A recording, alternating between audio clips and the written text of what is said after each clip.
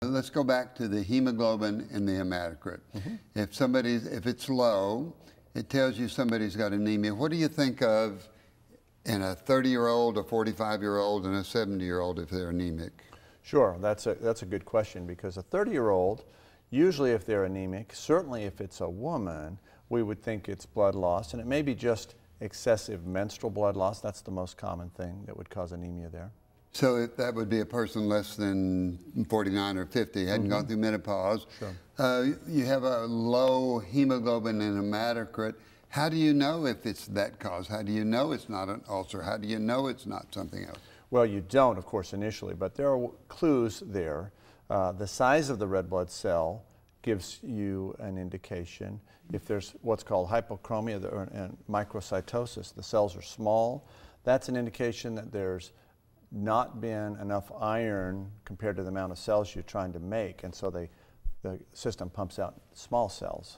So you've got normal cells, and the red blood cell is sort of like a filled-in donut, something like that.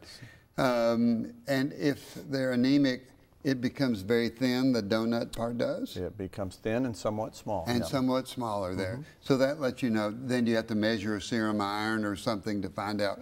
We would typically do some iron studies that would give an indication as to whether the iron level being low is the cause of that. Now, what if it's not a female? What if it's a male and he's hard driving and he's got ulcer pains? What do you think of? Well, you can lose a lot of blood from an ulcer, sometimes all at once, sometimes just a little bit over time, that leads to anemia that we wouldn't otherwise suspect.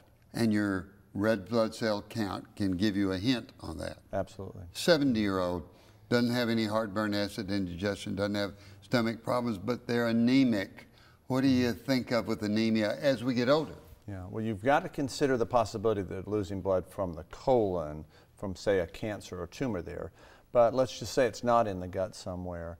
Then anemia can develop from chronic inflammatory states or chronic conditions such as kidney disease, and that can lead to just a chronic anemia that we call chronic disease anemia.